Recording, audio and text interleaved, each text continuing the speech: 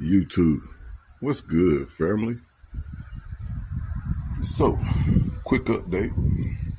They didn't have my parts in by this morning, but it's like 4 something in the afternoon, and I just got back. Finally got my fitting. That was already in there. I didn't even remember that was in there, and I'm glad because I couldn't get the other one out of that one anyway. So, luckily, that was already in there. So I'm gonna pull this back out and put some Teflon tape on there, run it back in. It looks like it's a little bit shorter, so you can still get to this boat once you run it in. I think. I haven't tried it yet. I'm just saying that's how it looks. So hopefully that'll work out. Obviously I'm gonna have to sand it down a little bit or something because it looked bad since it's been on the back of the truck. It did not look like this when I got it. But yeah, I got that piece. I got the pump piece taken out of the other one or whatever. So yeah, I got the new gasket for the block right here. And I already had the gasket for the pump in the inside of the truck. So yeah, I just got back. I'm pretty sure King woke up already, and I'm pretty sure the kids are tired of watching them. So I'm gonna go hang with King for a little bit until my old lady get home, and we'll come back out here then and see if we can't get this pump together and get this pump back on Walter. And I'm not that smart because I forgot to get some screws. I forgot to get some shorter screws so I can put that little motor on the water pump without the fan. I ran that fan with these spacers just because those bolts were so long. And those were the bolts that I had to go on originally with the spacer for the fan. But since I'm only running that water pump off the little electric motor with this cog belt set up, I need to get some short screws that'll just bolt this cog belt pulley straight to the water pump, and that'll be the only thing on it. So it is what it is. I'll probably put that fan back on there again for now because I forgot to buy some shorter screws. So it is what it is. I'm not going back to the store right now. I'll just use what I got. So like, share, and subscribe. Stay tuned in. As soon as I get a break, I'm going to get this together and let y'all see what we got going on. Hopefully I can get this together and we can run some water through the block and let it run for a while. I also need to get some transmission fluid. I really didn't have the extra cash to get transmission fluid right now, so that's why I didn't. But I definitely have to get some before I attempt to move the truck, so I will. So yeah, stay tuned in. All these little knick-knack parts is piling up quick, even though it's just little knick-knack stuff. Freaking $10 here and $5 here and $5 there, or whatever crap, plus the driving back and forth knick-knack shit. You know what I mean? It's eating up gas, it's eating up days of time, and it's freaking eating up money all at the same time for just little bullshit like that. Little bullshit like that. You know what I mean? Little bullshit like, oh, little bullshit. Just so much bullshit. Like, share, and subscribe. Stay tuned in. Let's get it, man. I'm rambling. All right, family. So, give you a quick update, let you know what's been going on. I went and got my gasket. There was only one fucking gasket in the pack. He never told me only one gasket coming in a pack. I assumed it was going to be a set of gaskets, considering it takes two. So, therefore, I'm going to put a whole bunch of RTV on one side, put the gasket on, and then put a whole bunch of RTV on the block side and squash it in there. So, more than likely, the RTV will hold it and it won't leak regardless, even though I'm reusing this gasket. It is what it is. I'm not going through the whole fiasco of ordering another one, waiting a whole nother day and all that, whatever. I could have just used RTV in the first place and not used no gasket, but I was trying to do it the proper way. But anyway, I got this cleaned up a little bit. I got that on there setting a little bit so it'll be tacky. I cleaned up this side too. I'm about to tack it on to this side and get a couple bolts ran down in it so it can be tightening. And I think I'm going to call it a day. Well, I can put the water pump part on too. That's what I'm gonna do. I got the gasket for that already too. So yeah, let me get this one side over here buttoned up, and then I'll go to that side. So like, share, subscribe, stay tuned in. I just wanted to catch y'all up. I've been out here scraping this thing with a brush for a little over an hour, but I had left my phone in the house, so I didn't get no recording on that. But yeah, it is what it is. This was a brand new brush.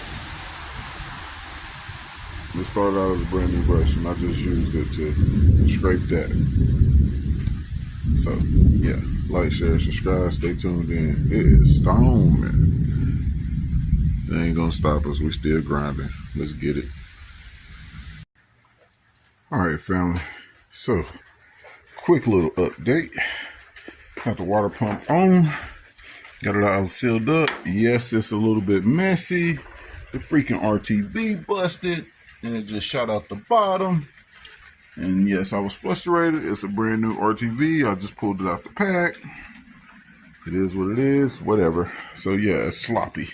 But it's bolted to the block with the new bolts on this side. At least there's only one new bolt on this side. I had to reuse two of the old bolts because that's all I had. I tried to get all new bolts, but they didn't have them, so it is what it is. Yeah, the water pump's on there. It's sealed up. Oh gosh, excuse me. I think I got all the other lines capped off. I still got to tighten this, but I'm going to put some Teflon tape on it first before I screw it all the way down in there. And this one is capped off. On my other one, that was the temperature gauge. But on this one, this right here is the temperature gauge, and it should work with the temperature, the factory temperature gauge that's in the instrument panel. So I hooked that up. Hopefully it'll work. If it don't work, I can always pull this out and put my other temperature gauge back in there.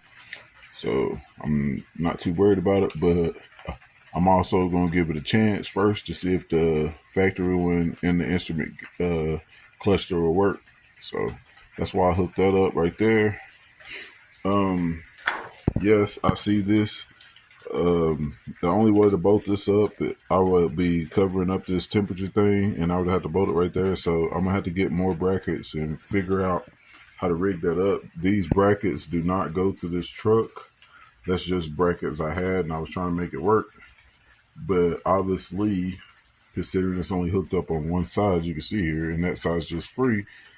It's not permanent. It's just until I can get an accessory kit. The accessory kits are extremely expensive, so I was just trying to rig up what I can to get the alternator charging for now. The way I had it before, it was working, so I'm going to try to get it worked out like that again, just so it's charging for now. And whenever I get the money, I'll buy one of those nice accessory kits.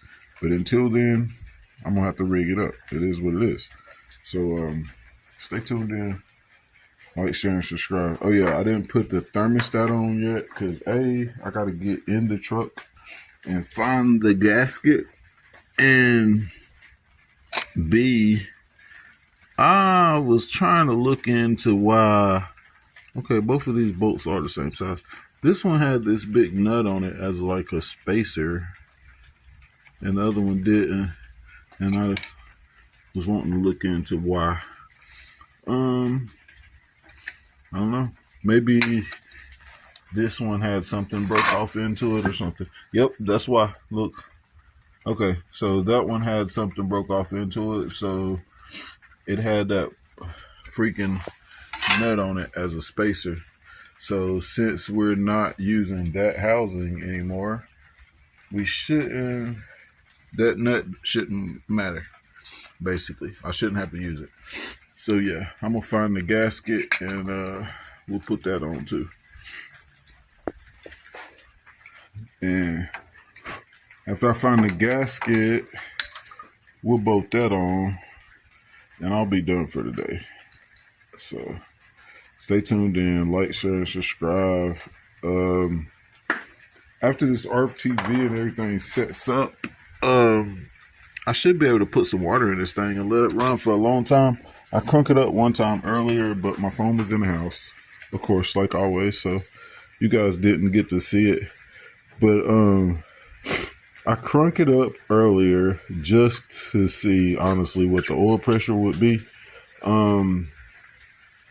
Earlier when I cranked it, I don't know what kind of English that is, but anyway, earlier when I crunk it, not cranked it, but crunk it, it had 25 pounds of oil pressure at idle cold. I didn't let it run long enough to get really hot, so I don't know if it would die down when it got hot or not, but it had 25 pounds when I first cranked it on idle. And I don't know. It still sounds like it's knocking to me. Bro swears it's the converter knocking or behind the engine knocking, the transmission or the converter or some kind of tap. Well, it can't be like a tap because it goes with the RPM of the engine. If you speed up the engine, the knock speeds up. So it's got to be something on the rotating assembly. So if it's not the actual motor, then it has to be the converter or the transmission, more than likely the converter, because the converter is the only thing that turns constantly while the car is running or whatever, because if the transmission ain't engaged, the other stuff in the transmission is not going to be turning to be able to make a noise. So I'm assuming it's the engine knocking. Juan's assuming maybe the converter. So I'm just trucking along. If I get this thing sealed up to where we can let it run without it running hot long enough and get some transmission fluid in it, get some tires on it, get the brakes working, I'm just going to drive it with it knocking. It is what it is. Maybe the knock will slow down or quiet down when we put more transmission fluid in it. I ain't never heard of that working, but we're going to try it. It is what it is. I need to put transmission fluid in it to be able to drive it anyway, so it ain't like I'm wasting the transmission fluid trying it for no reason, because I need the transmission fluid regardless. So stay tuned in, like, share, and subscribe. Sorry for rambling. Let's get it. As a matter of fact, let's see if it'll start real fast. Give y'all a quick little start. Let's see if it'll start.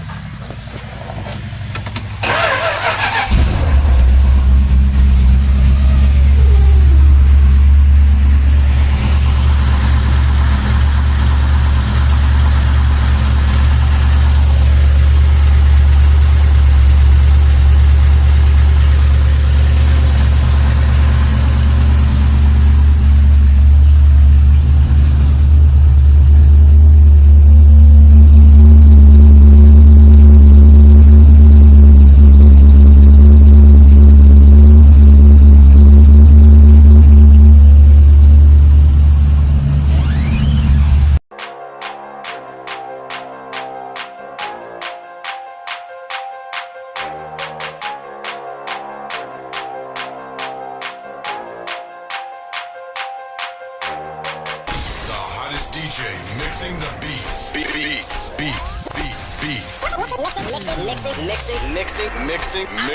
Mixing the beats.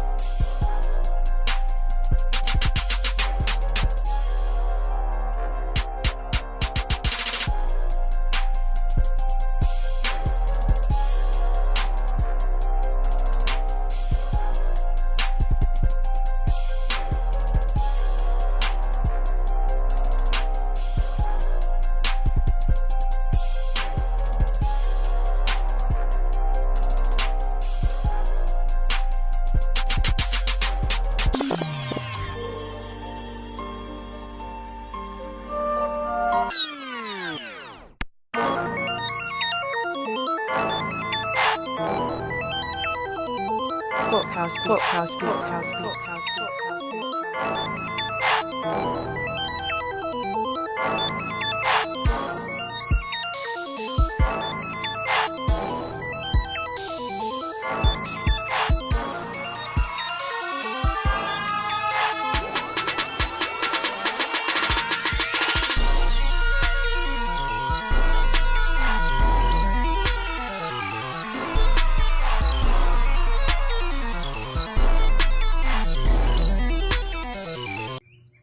Yo, too. What's good, family?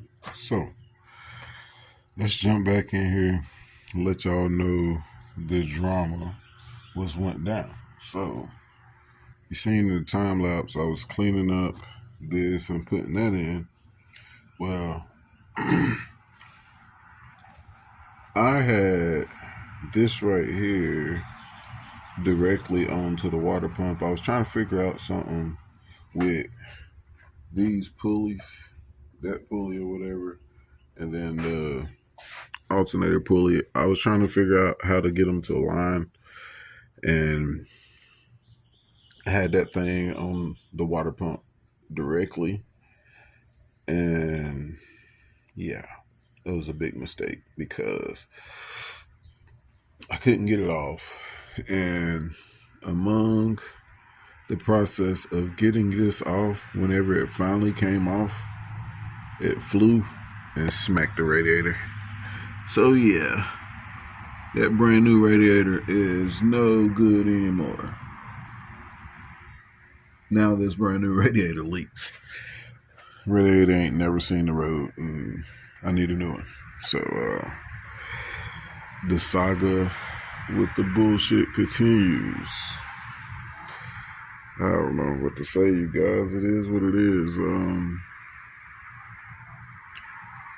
I tried to let it run to warm up and everything, despite that, and run some water through the block, despite that leak, because it was just pissing out that hole. But I ran out of gas.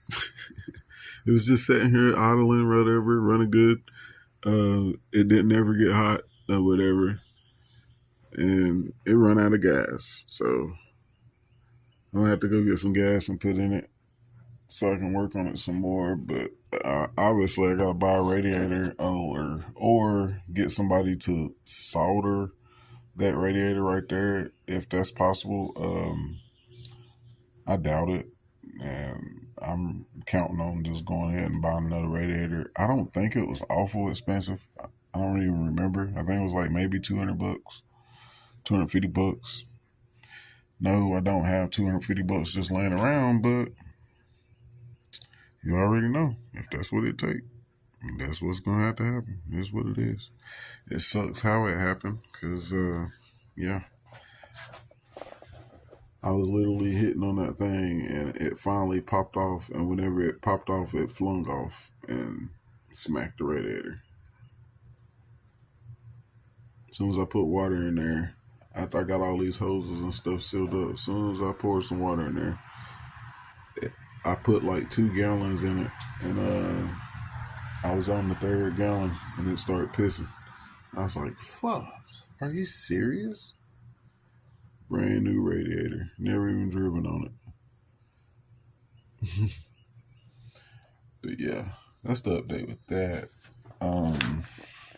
I'm also trying to find some of these little clip things right here so I can, and some springs and however that thing's supposed to be set up so I can fix this, cause I got some brand new lights.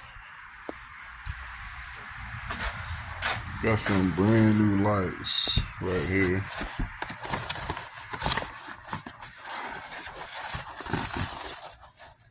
As you can see. So I would like to put those in. I also got some Chrysler Blue engine paint. So yeah, I got a few things to work on. I also got some lug nuts for the wheels. Oh, and here's the belt that I needed anyway. Glad I came back here.